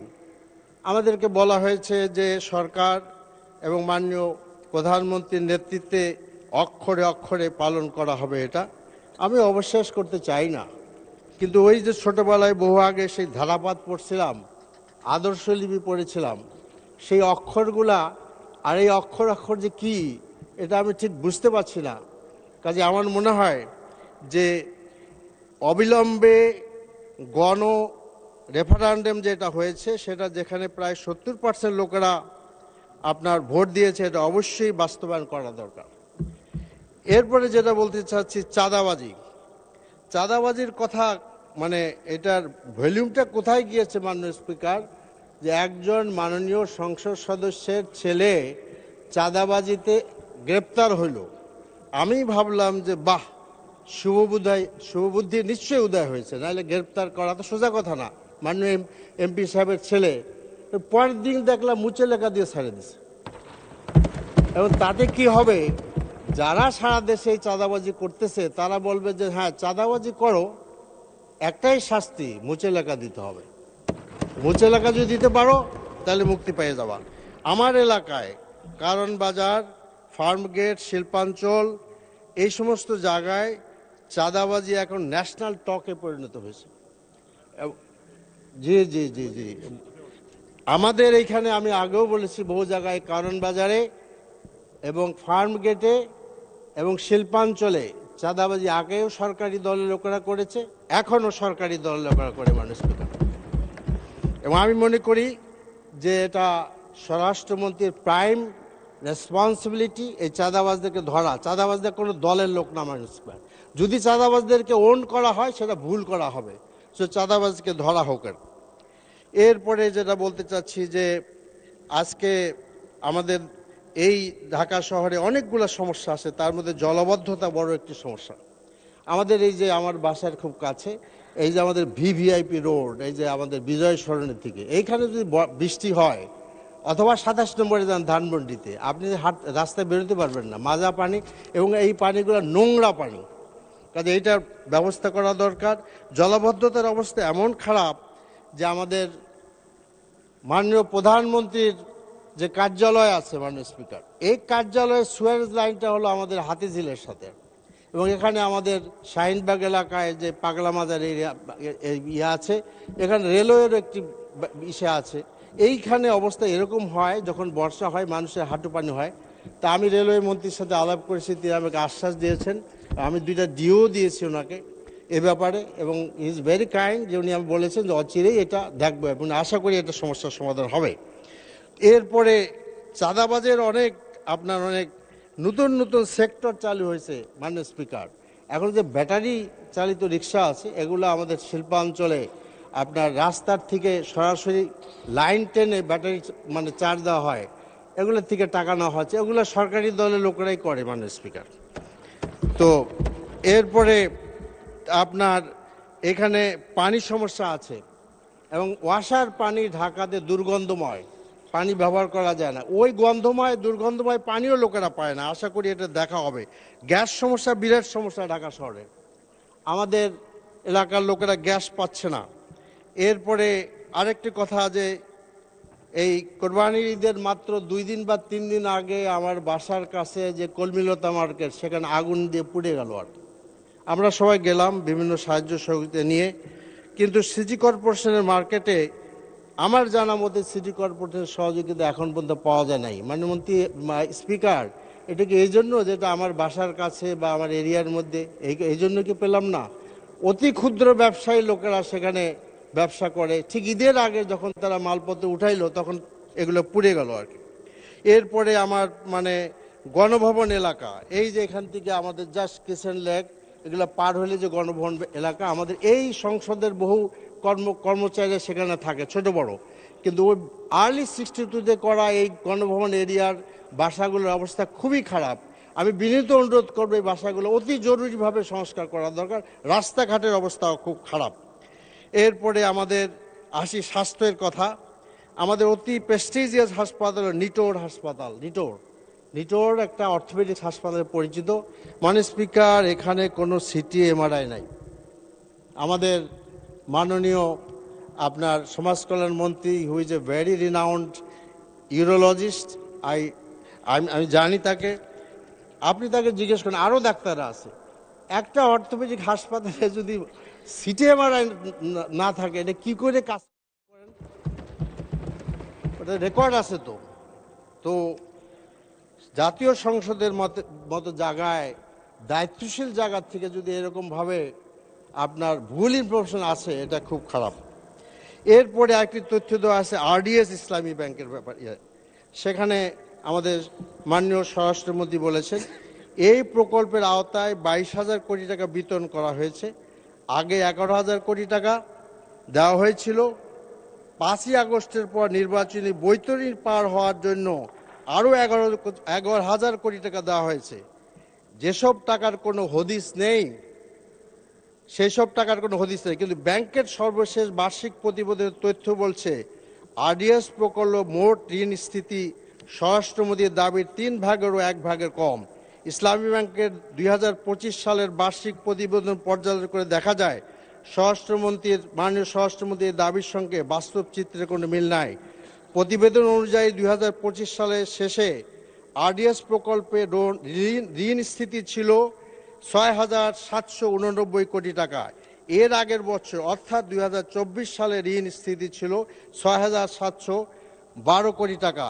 সেই হিসাবে এক বছরে এই খাতে ঋণ বেড়েছে মাত্র 77 কোটি টাকা বা 1.4%। তো কাজেই আপনার এই তথ্যটা ভুল। এখন উনি বললেন কেন এরকম দায়িত্বশীল জায়গা থেকে? এই জিনিসটার ব্যাপারে আমি যেটা বলতে হয় যে আসলে মানুষ যেখানে থাকে যেভাবে চিন্তা করে, অন্যের জন্য এরকম চিন্তা করাটা স্বাভাবিক, ওটা ভালো আর কি। তো আমার মনে হয় আমাদের মাননীয় স্বরাষ্ট্রমন্ত্রী বলেছেন যে ওইটা নাকি আমাদের নির্বাচনী বৈতরণী পার হওয়ার জন্য দেওয়া হয়েছে। সম্ভবত মাননীয় স্বরাষ্ট্রমন্ত্রী তার নিজের এবং তার দলের নির্বাচনী বৈতরণী পার হওয়ার যে বাজেট, ওই বাজেট থেকে উনি এটা বলেছেন, ওই বাজেটের চিন্তা করে বলেছেন। আরেকটি কথা হলো যে আমাদের মাননীয় স্বরাষ্ট্রমন্ত্রী বলেছেন যে এটা অডিট হবে আর কি। আব্দুল জাদ্দান যদি নিজের দায়িত্ব পালন করেন এবং মাননীয় প্রাইম মিনিস্টারের পক্ষে কথা বলেন, আইনমন্ত্রীর পক্ষে কথা বলেন, ধর্ম মন্ত্রণালয়ের পক্ষে কথা বলেন, এখন দেখি অডিটেও ওনার আসলে একটা হাত আছে আর কি। তা আমি অপেক্ষায় থাকব যে কখন এই সুন্দর অডিটটি উনি করাবেন, কারণ ব্যাংকটা ওনাদের হাতে, এবং সেটা এখানে পেশ করা হোক। মাননীয় স্পিকার, আপনাকে অনেক অনেক ধন্যবাদ। সালাম আলাইকুম। আপনাকে ধন্যবাদ মাননীয় সদস্য। আলোচনায় অংশগ্রহণ করবেন যশোর 3 আসন থেকে নির্বাচিত মাননীয় সদস্য জনাব অনিন্দ্য ইসলাম অমিত। জনাব অনিন্দ্য ইসলাম অমিত, আপনার সময় 8 মিনিট। ধন্যবাদ মাননীয় স্পিকার। বাজেট সম্পর্কে কথা বলবো, তার আগে একটি বিষয় মানে স্পষ্ট হওয়া বাঞ্ছনীয়, কারণ তা না হলে দেশ ও জাতির কাছে একটি ভুল বার্তা যাবে। এইমাত্র যে মাননীয় সংসদ সদস্য কথা বললেন, তিনি বললেন মাননীয় স্বরাষ্ট্রমন্ত্রী নাকি আল্লাহু আকবারে আপত্তি রয়েছে। আমরা যদি বুঝে থাকি স্বরাষ্ট্রমন্ত্রী যে কথাটি বলতে চেয়েছেন, আল্লাহু আকবার অর্থাৎ আল্লাহ মহান, এই বক্তব্য দিয়ে, এই স্লোগান দিয়ে ব্যাংক ডাকাতি করবার কোনো সুযোগ নেই। বিগত 17 বছরে আমরা দেখেছি সমাজের হাজারো অনিয়মকে জয় বাংলা স্লোগান দিয়ে জায়েজ করতে। আমরা চাই না আগামীতে নারায়ে তাকবীর কিংবা আল্লাহু আকবার স্লোগান দিয়ে কোনো অবৈধ অপকর্মকে জায়েজ করতে। মাননীয় স্পিকার, 2026-27 অর্থ বছরের বাজেট উপস্থাপিত হয়েছে। এই বাজেট নিছক আয় ব্যয়ের হিসেব নয়। যেই নির্বাচনী ম্যানিফেস্টোকে বাংলাদেশের জনগণ আস্থা রেখে জনাব তারেক রহমানের নেতৃত্বাধীন বাংলাদেশ জাতীয়তাবাদী দলকে 2/3 আসনের সংখ্যাগরিষ্ঠতা দিয়ে এই মহান জাতীয় সংসদে পাঠিয়েছে এবং দেশ পরিচালনার দায়িত্ব অর্পণ করেছে, আজকে মাননীয় অর্থমন্ত্রী তার বাজেট উপস্থাপনের মাধ্যমে আগামী দিনে এই সরকারের কর্ম পরিকল্পনা উপস্থাপনের চেষ্টা করেছেন। সে কারণে আমি প্রথমেই মাননীয় অর্থমন্ত্রীকে ধন্যবাদ জানাতে চাই। আমরা যদি শিক্ষা খাতের দিকে লক্ষ্য করি, আমরা দেখব শিক্ষা খাত বরাবরই বিএনপির অগ্রাধিকার তালিকায় থাকে। শহীদ রাষ্ট্রপতি জিয়াউর রহমানের সময় সাক্ষরতা কর্মসূচি শুরু হয়েছিল। দেশনেত্রী বেগম খালেদা জিয়াই প্রথম নারী শিক্ষাকে অবৈতনিক করেছিলেন। নতুন বছরে আমাদের সন্তানেরা স্কুলে যে বিনামূল্যে পাঠ্যপুস্তক পায়, সেটিও দেশনেত্রী বেগম খালেদা জিয়ার শুরু করা অনুসৃত গৃহীত কর্মসূচি। মেয়েদের জন্য উপবৃত্তি, এটিও দেশনেত্রী বেগম খালেদা জিয়া চালু করেছিলেন।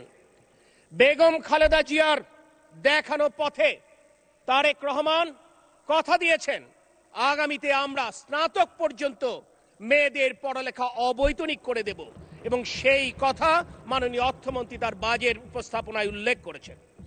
2026-27 অর্থ বছরে প্রস্তাবিত বাজেটে শিক্ষা খাতে 1,36,606 কোটি টাকা বরাদ্দের প্রস্তাব করা হয়েছে, যা মোট বাজেটের 14.56% বা জিডিপির প্রায় 2%। বিগত বছর তুলের তুলনায় এই শিক্ষা খাতে বরাদ্দ প্রায় 1% বেশি। শিক্ষা ব্যবস্থাকে কর্মমুখী, প্রযুক্তি নির্ভর ও মানসম্মত করার উদ্যোগ গ্রহণ করা হয়েছে। আমরা যদি স্বাস্থ্য খাতের দিকে লক্ষ্য করি, আমরা দেখব স্বাস্থ্য খাতে রেকর্ড 69,409 কোটি টাকা বরাদ্দের প্রস্তাব করা হয়েছে, যা মোট বাজেটের 7.4% এবং জিডিপির 1.01%। এটি আগের বছরের সংশোধিত বাজেটের তুলনায় প্রায় দ্বিগুণ এবং প্রথমবার স্বাস্থ্য খাতের বরাদ্দ জিডিপির 1% অতিক্রম করেছে। উল্লেখযোগ্য বিষয় হচ্ছে এখানে হার্টের রিং, চোখের লেন্স এবং কিডনি রোগীদের ডায়ালিসিস ফিল্টার ও ব্লাড টিউবিং এর উপর থেকে ভ্যাট এবং শুল্ক কমানো হয়েছে। আমার প্রয়াত পিতা, যিনি একাধিকবার এই জাতীয় সংসদে প্রতিনিধিত্ব করেছেন যশোর 3 সংসদীয় এলাকা থেকে, তিনি জীবনের শেষ সময় ডায়ালিসিস রোগী ছিলেন। আমি দেখেছি কিডনি ডায়ালিসিসের কারণে একটি পরিবার কিভাবে ধুকে ধুকে শেষ হয়ে যায়। তাই মাননীয় অর্থমন্ত্রীকে একটি ভুক্ত পরিবারের সদস্য হিসেবে আমি কৃতজ্ঞতা জানাতে চাই এই রকমের একটি মানবিক উদ্যোগ গ্রহণ করবার জন্য। আমি ধন্যবাদ জানাতে চাই ইউনিয়ন এবং পৌর ওয়ার্ডে প্রাথমিক স্বাস্থ্যসেবা ইউনিট প্রতিষ্ঠার উদ্যোগ নেবার জন্য। দেশনেত্রী বেগম খালেদা জিয়া উপজেলা স্বাস্থ্য কমপ্লেক্সকে 31 শয্যা থেকে 51 শয্যায় রূপান্তর করেছিলেন, আর আজকের প্রধানমন্ত্রী 51 শয্যা বিশিষ্ট স্বাস্থ্য কমপ্লেক্সকে 101 শয্যায় রূপান্তরের উদ্যোগ গ্রহণ করেছেন।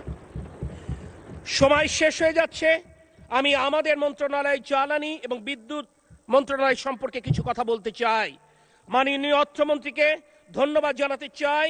আগামী অর্থ বছরে আমাদের মন্ত্রণালয়ের জন্য উনি 17,345 কোটি টাকার বরাদ্দের প্রস্তাব করেছেন, যেটি গত বছরের তুলনায় যথেষ্ট পরিমাণ বেশি। এখানে একটি স্পষ্ট বার্তা দিতে চাই, দায়িত্ব গ্রহণের পরপরই আমরা উপলব্ধি করেছি মধ্যপ্রাচ্য সংকট আমাদের চোখ খুলে দেখিয়ে দিয়েছে বিগত ফ্যাসিস্ট সরকারের ভুল জ্বালানি এবং বিদ্যুৎ নীতির সমস্যা। আমদানি নির্ভর জ্বালানি খাতকে আমরা স্বাবলম্বী করবার জন্য আমরা সমুদ্রবক্ষ এবং স্থলভাগে নতুন করে গ্যাস উত্তোলনের উদ্যোগ গ্রহণ করেছি। বিগত 24শে মে আমাদের অফশোর বিডিং রাউন্ড ওপেন হয়েছে, যেটি আগামী নভেম্বর শেষ হবে।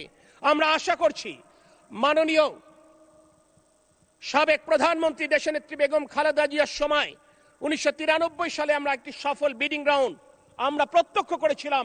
ইনশাল্লাহ তার যোগ্য উত্তরসূরি আমাদের প্রধানমন্ত্রী তারেক রহমানের নেতৃত্বে আগামী দিনে বাংলাদেশ একটি সফল বিডিং রাউন্ড প্রত্যক্ষ করবে। আমরা ইস্টার্ন রিফাইনারির সক্ষমতা বাড়াবার জন্য যে ইস্টার্ন রিফাইনারি 60-এর দশকে প্রতিষ্ঠা হয়েছিল, বাংলাদেশ স্বাধীনের এই 55 বছরে যে কেউ উদ্যোগ নেয়নি। আমাদের প্রিয় প্রধানমন্ত্রী ইস্টার্ন রিফাইনারি সক্ষমতা বাড়াবার জন্য ইস্টার্ন রিফাইনারি সেকেন্ড ইউনিট প্রতিষ্ঠা উদ্যোগ নিয়েছেন। এর ফলশ্রুতিতে আমাদের রিফাইনিং ক্যাপাসিটি 50 লক্ষ মেট্রিক টনে উন্নীত হবে। আমরা বিদ্যুতের সমস্যা কমানোর জন্য আমরা রিনিউয়েবল এনার্জিতে ফোকাস করেছি, যেটি আমাদের নির্বাচনী ম্যানিফেস্টোতে উল্লেখ করা রয়েছে। অর্থাৎ আমাদের বিদ্যুৎ উৎপাদনের 20% আমরা রিনিউয়েবল ক্ষেত্রে আমরা নিশ্চিত করতে চাই।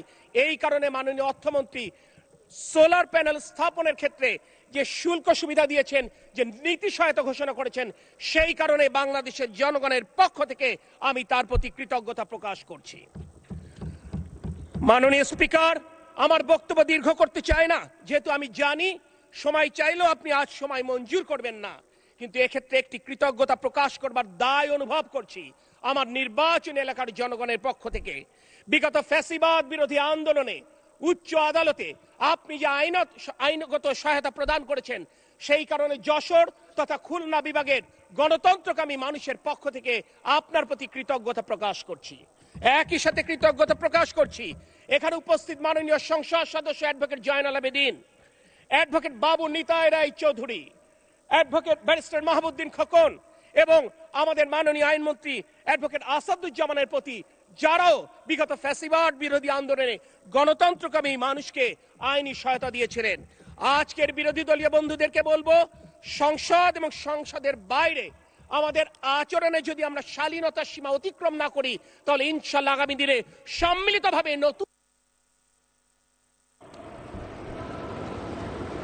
অসংখ্য ধন্যবাদ মাননীয় সদস্য। বাজেট সম্পর্কিত সাধারণ আলোচনা আজকের মতো এখানেই শেষ হলো।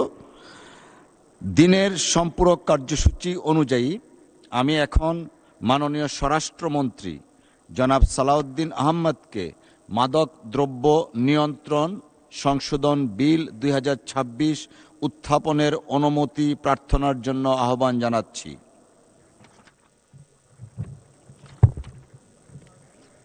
ধন্যবাদ মাননীয় স্পিকার। মাননীয় স্পিকার, গতকালকে মাদক দ্রব্যের অপব্যবহার ও অবৈধ পাচার বিরোধী আন্তর্জাতিক দিবস ছিল। আমরা সেমিনার করেছি, অনুষ্ঠান করেছি, আমরা পুরস্কার বিতরণও করেছি। এই ব্যাপারে সারা দেশে আমাদের প্রচারণা ছিল সচেতনতামূলক। আমি সালাউদ্দিন আহমদ, স্বরাষ্ট্রমন্ত্রী, মাদকদ্রব্য নিয়ন্ত্রণ আইন 2018 এর অধিকতর সংশোধন কল্পে আনিত একটি বিল, মাদকদ্রব্য নিয়ন্ত্রণ সংশোধন বিল 2026 মহান সংসদে উত্থাপনের জন্য অনুমতি প্রার্থনা করছি। আপনাকে ধন্যবাদ মাননীয় মন্ত্রী। মাননীয় মন্ত্রী, আপনি বিলটি উত্থাপন করুন। জি, ধন্যবাদ মাননীয় স্পিকার। আমি সালাউদ্দিন আহমদ, স্বরাষ্ট্রমন্ত্রী, মাদকদ্রব্য নিয়ন্ত্রণ আইন 2018 এর অধিকতর সংশোধন কল্পে আনিত একটি বিল, মাদকদ্রব্য নিয়ন্ত্রণ সংশোধন বিল 2026 মহান সংসদে উত্থাপন করছি। ধন্যবাদ।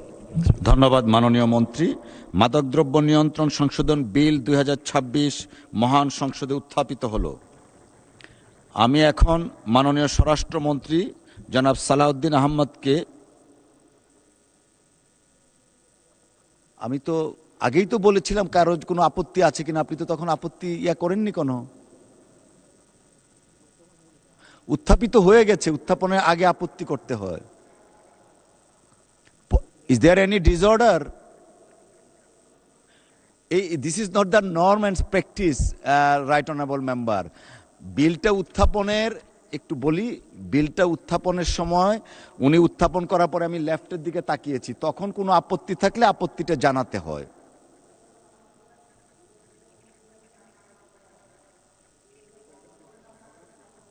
It has been condoned. Thank you. একটা বলেছেন, আমি একটু বিলের দিকে অগ্রসর হই, এটা আসলে নর্মটাকে আমরা ভাঙতে চাই না, এরপরে আপনি কথা বলার সুযোগ পাবেন। Thank you.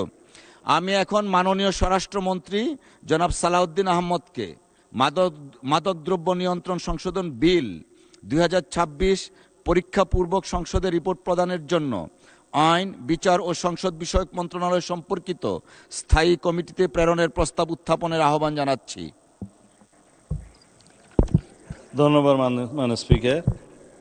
সংসদে নোটিশটা দেওয়ার সময় রুলস 75 সাবসেকশন 1 অনুসারে সময় খণ্ডনের জন্য আপনার কাছে আমি চিঠি পাঠিয়েছি বিধি মোতাবেক নোটিশের।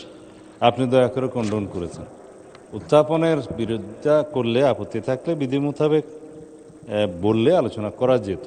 তা এখন আমরা রুলস ভায়োলেট করার কোনো প্রয়োজন নেই। মাননীয় সদস্য, আমরা যখন বিলটা বিবেচনার্থে গ্রহণ করব, প্রস্তাব করব, তখন আপনি তখন বিরোধিতাও করতে পারবেন, বক্তব্য দিতে পারবেন, সুযোগ আছে। আর আইন মন্ত্রণালয় সম্পর্কিত যে স্থায়ী কমিটি আছে, সেখানে বিলটা পরীক্ষা নিরীক্ষা করে রিপোর্ট প্রদানের জন্য আমি এখন প্রস্তাব করব। সেখানে আপনারা অনেকেই সদস্য আছেন, ওখানেও আপনাদের মতামত দিতে পারবেন। রিপোর্ট প্রদানের পরেও অবিলম্বে বিবেচনার্থে গৃহীত করার জন্য যে প্রস্তাব দেব, তখনও আলোচনা করতে পারবেন। আমরা চাই এই জাতীয় বিলগুলো সমাজের বৃহত্তর স্বার্থে আলাপ আলোচনার মধ্য দিয়ে সবাই একটা শক্তিশালী আইন প্রণয়ন করি। আমি লম্বা বক্তব্য এখন দেওয়ার সুযোগ নাই, দেব না।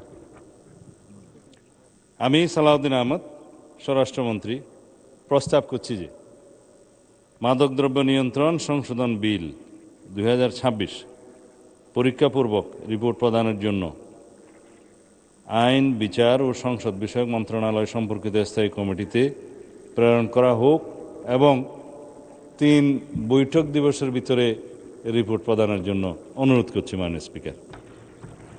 ধন্যবাদ মাননীয় সদস্য। সংসদের সামনে প্রশ্ন হচ্ছে, মাদকদ্রব্য নিয়ন্ত্রণ সংশোধন বিল 2026 পরীক্ষাপূর্বক 3 বৈঠকি দিনের মধ্যে সংসদে রিপোর্ট প্রদানের জন্য আইন, বিচার ও সংসদ বিষয়ক মন্ত্রণালয় সম্পর্কিত স্থায়ী কমিটিতে প্রেরণ করা হোক। যারা এই প্রস্তাবের পক্ষে আছেন তারা হ্যাঁ বলুন। যারা এই প্রস্তাবের বিপক্ষে আছেন তারা না বলুন। আমার মনে হয় হ্যাঁ জয়যুক্ত হয়েছে, হ্যাঁ জয়যুক্ত হয়েছে, হ্যাঁ জয়যুক্ত হয়েছে। অতএব এই বিলটি আইন, বিচার ও সংসদ বিষয়ক মন্ত্রণালয় সম্পর্কিত স্থায়ী কমিটিতে প্রেরিত হলো। মাননীয় সদস্যবর্গ, দিনের সম্পূরক কার্যসূচি 2 অনুযায়ী আমি এখন মাননীয় ডাক, টেলিযোগাযোগ ও তথ্য প্রযুক্তি মন্ত্রী জনাব ফকির মাহবুব আনামকে সাইবার সুরক্ষা সংশোধন বিল 2026 উত্থাপনের অনুমতি প্রার্থনার জন্য আহ্বান জানাচ্ছি। ধন্যবাদ। মাননীয় স্পিকার, আপনাকে ধন্যবাদ। আমি ফকির মাহবুব আনাম, ডাক, টেলিযোগাযোগ ও তথ্য প্রযুক্তি মন্ত্রী, সাইবার সুরক্ষা আইন 2026 সংশোধন কর বাণিজ্য একটি বিল, সাইবার সুরক্ষা সংশোধন বিল 2026 উত্থাপনের জন্য অনুমতি প্রার্থনা করছি। ধন্যবাদ মাননীয় স্পিকার।